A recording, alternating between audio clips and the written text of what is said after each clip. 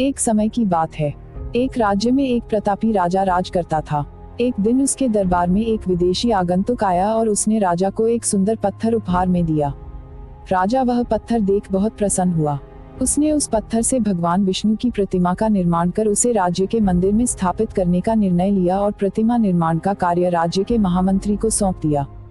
महामंत्री गांव के सर्वश्रेष्ठ मूर्तिकार के पास गया और उसे वह पत्थर देते हुए बोला, महाराज मंदिर में भगवान विष्णु की प्रतिमा स्थापित करना चाहते हैं। 7 दिवस के भीतर इस पत्थर से भगवान विष्णु की प्रतिमा तैयार कर राजमहल पहुंचा देना। इसके लिए तुम्हें 50 स्वर्ण मुद्राएं दी जाएंगी। 50 स्वर्ण मुद्राओं की बात सुनकर मूर्तिकार खुश हो गया और महामंत्री के जाने के उपरांत प्रतिमा का निर्माण कार्य प्रारंभ करने के उद्देश्य से अपने औजार निकाल लिए।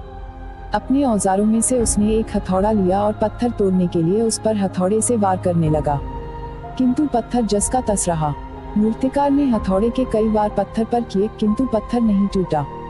50 बार प्रयास करने के उपरांत मूर्तिकार ने अंतिम बार प्रयास करने के उद्देश्य से हथौड़ा उठाया, किंतु यह सोचकर हथौड़े पर प्रहार करने के पूर्व ही उसने हाथ खींच लिया कि जब 50 बार वार करने से पत्थर नहीं टूटा तो अब क्या टूटेगा।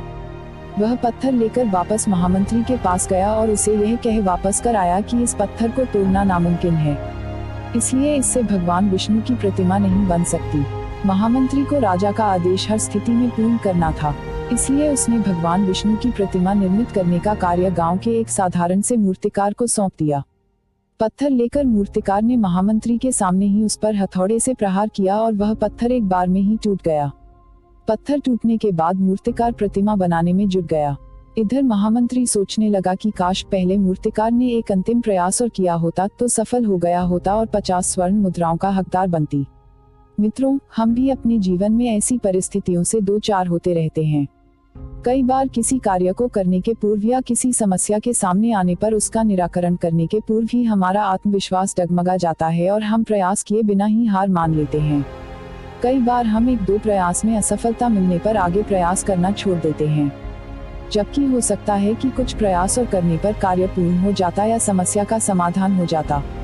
यदि जीवन में सफलता प्राप्त करनी है तो बार बार असफल होने पर भी तब तक प्रयास करना नहीं छोड़ना चाहिए जब तक सफलता नहीं मिल जाती। क्या पता जिस प्रयास को करने के पूर्व हम हाथ खींच ले वही हमारा अंतिम प्रयास हो और उसमें हमें कामयाबी प्राप्त हो जाए।